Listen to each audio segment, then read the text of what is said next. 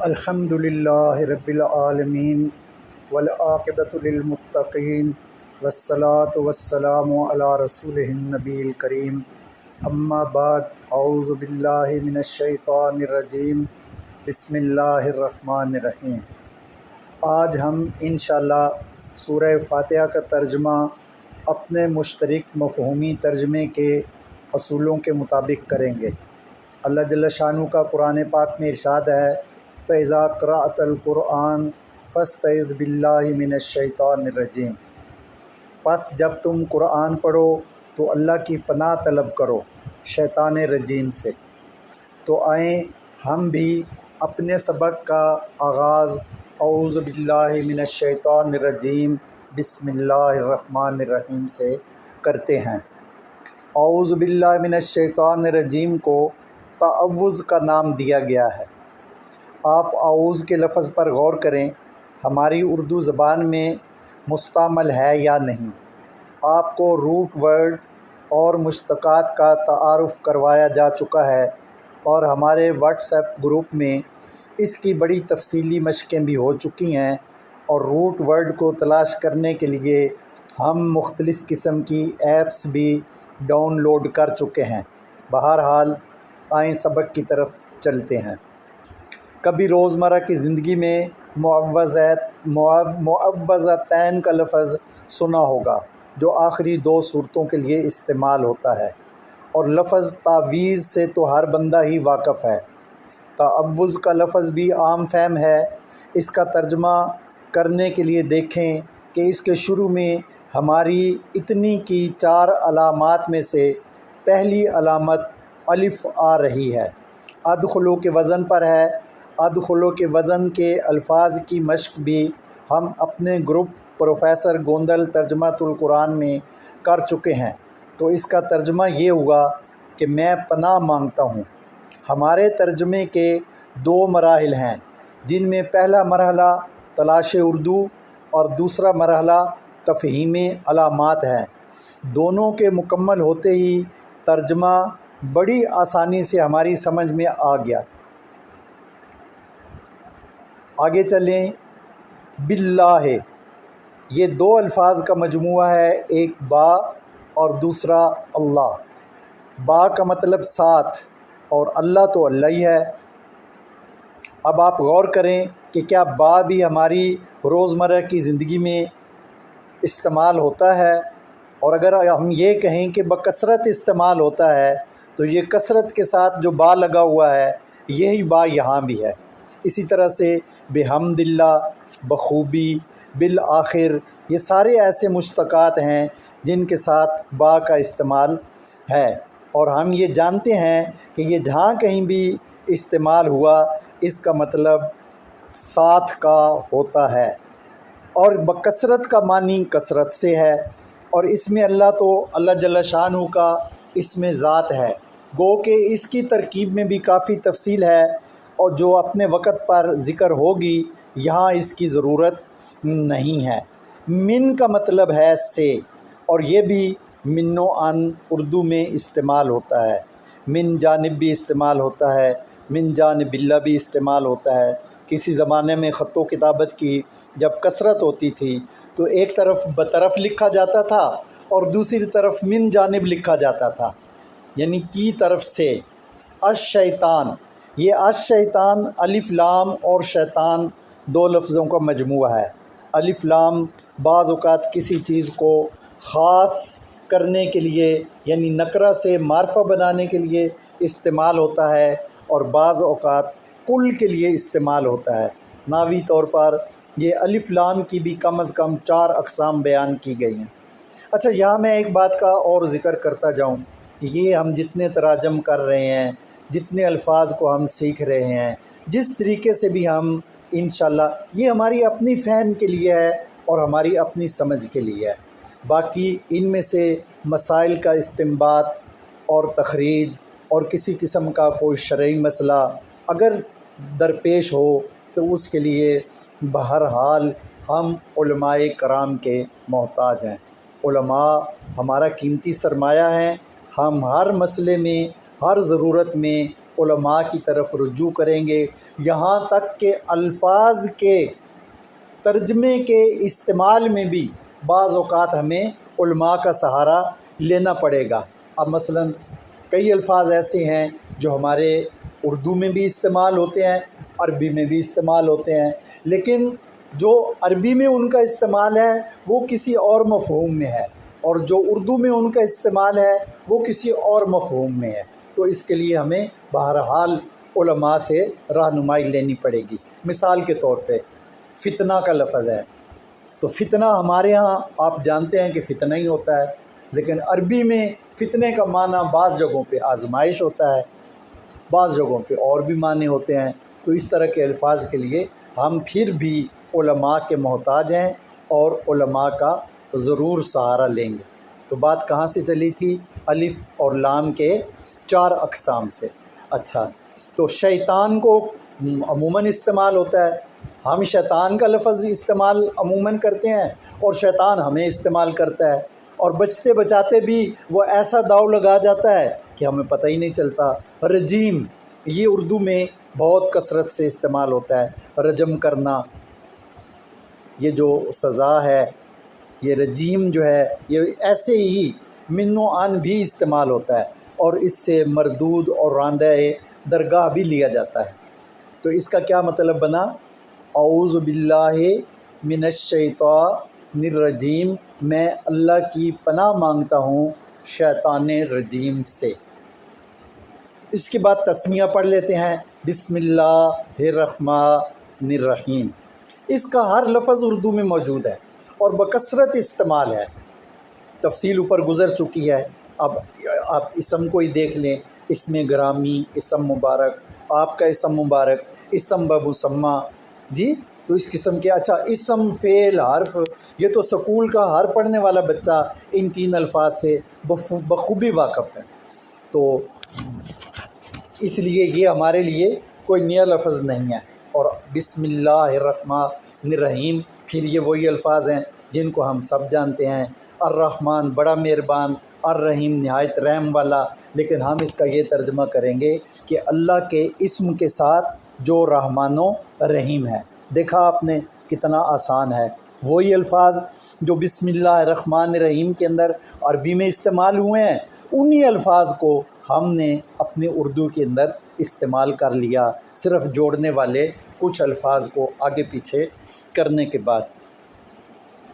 مالک یوم الدین، اچھا حمد کا درمیان میں ذکر رہ گیا، حمد بھی ہمارے ہاں جو ہے وہ استعمال ہوتا ہے، جی الحمدللہ رب العالمین، الف لام وہی پھر استغراق کے لیے یا کل کے لیے حمد عموماً استعمال ہوتا ہے، حمد باری تعالیٰ، حمد و نعت، مقابلہ حمد و نعت، جی اور کئی الفاظ ہوں گے، مشتقات جو ہے وہ آپ کو میں نے ایپس بھی دی ہیں، اس کے اندر آپ اس کو تلاش کریں۔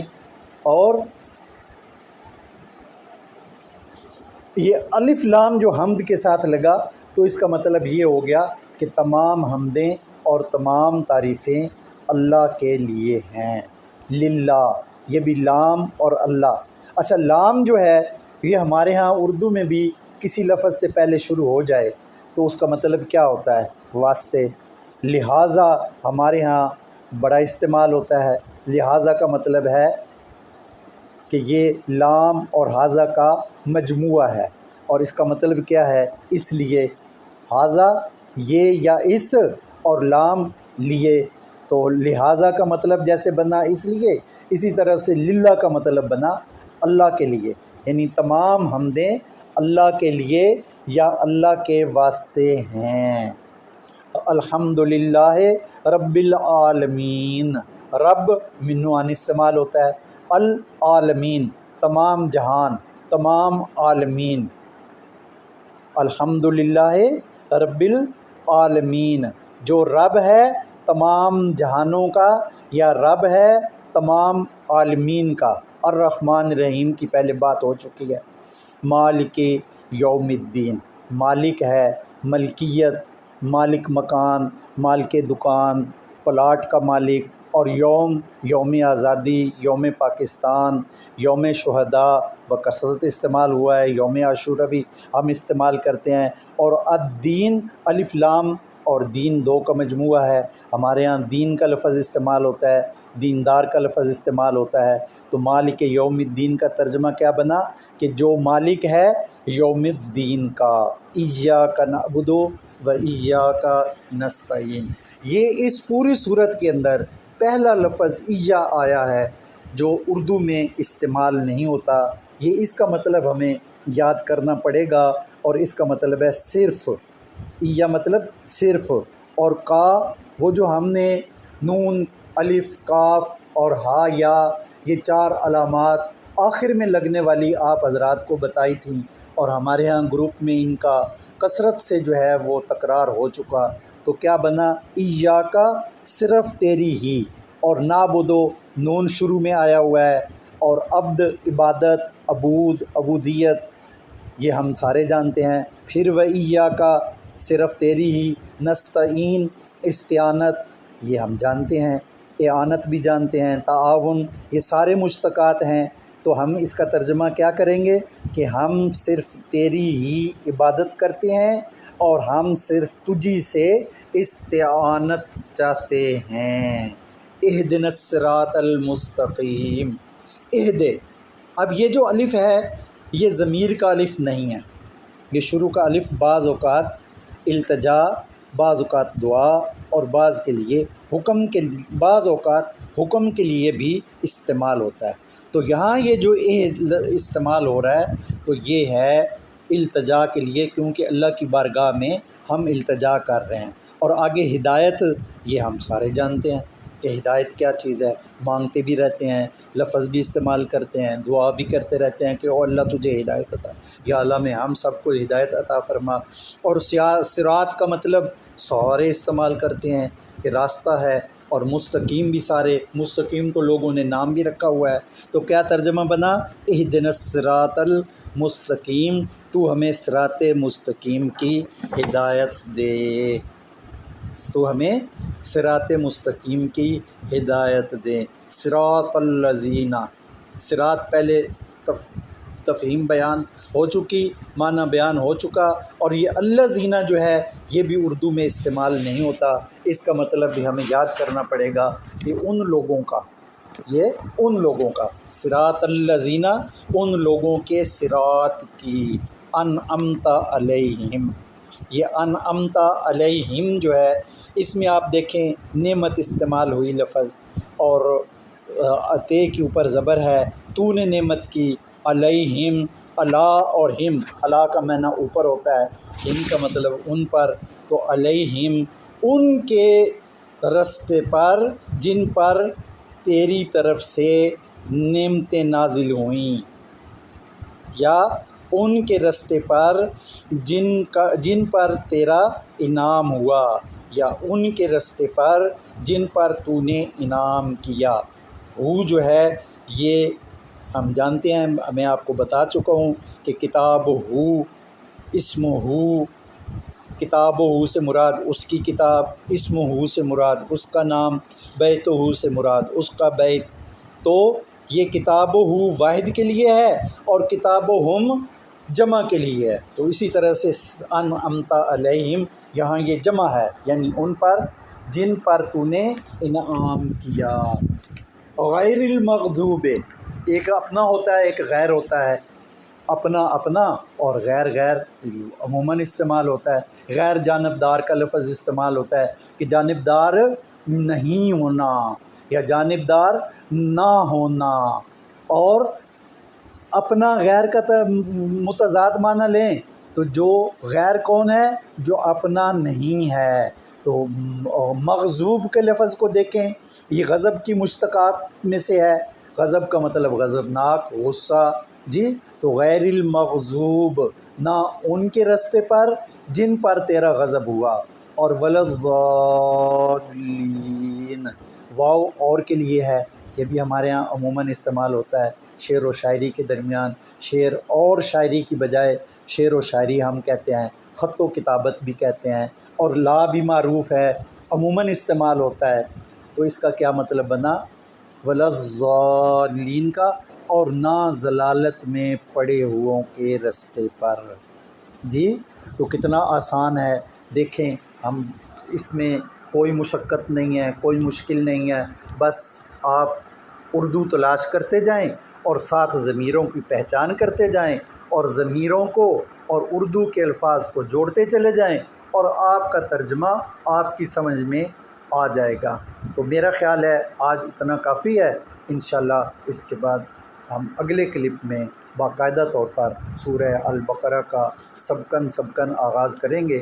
آپ سب سے درخواست ہے کہ ہمارے ساتھ جڑے رہیں، اور ہمارے ساتھ کیا جڑنا ہے؟ قرآن کے فہم کے ساتھ جڑنا ہے، اور قرآن کا فہم وہ فہم ہے اور قرآن کی تعلیم وہ تعلیم ہے جس کے لیے اللہ رب العزت نے اپنے حبیب صلی اللہ علیہ وسلم کو منتخب فرمایا، اور آپ صلی اللہ علیہ وسلم نے ان لوگوں کو مخاطب کر کے فرمایا جو امت کے پہلے ہی بہترین لوگ ہیں۔ صحابہ کرام کیا ہیں؟ امت کے بہترین لوگ ہیں، اور ان کو مخاطب کر کے فرمایا کہ خیرکم من تعلم القرآن وعلمہ، تم میں سے بھی بہتر وہ ہے جو قرآن پاک کو سیکھے اور قرآن پاک کو سکھائے۔ تو بحمد اللہ ہم بھی یہ سیکھنے سکھانے والوں میں شامل ہو کر اس خیر کا وہ شرف حاصل کر سکتے ہیں۔ تو اس لیے آپ حضرات سے گزارش ہے کہ اس کو سنیں، بار بار سمجھیں، اس ترجمے کو عام فہم بنانے کے لیے، عام لوگوں تک پہنچانے کے لیے ہمارا ساتھ دیں، ہمارے اس کلپ کو بار بار سنیں، بیل آئیکن پر کلک کریں، اس کو شیئر کریں اور ہمارے چینل کو سبسکرائب کریں تاکہ یہ ہمارا پیغام گلی بگلی، کریا بکریا، کو بکو ایک ایک بندے تک پہنچے اور چراغ سے چراغ روشن ہو۔ بلکہ آپ حضرات بھی اس کو آگے سکھانے کی بھی نیت کریں کہ بلغوا انی ولو آیا۔ آپ صلی اللہ علیہ وسلم کا حدیث پاک کا مفہوم ہے کہ ایک بھی اگر تمہارے پاس آیت یا ایک بھی تمہارے پاس لفظ ہے تو اس کو آگے پہنچاؤ، تو انشاءاللہ ہم اس پہنچانے والوں میں شامل ہوں گے۔ وما علینا الا البلاغ المبین، وآخر دعوانا ان الحمد للہ رب العالمین۔ السلام علیکم ورحمۃ اللہ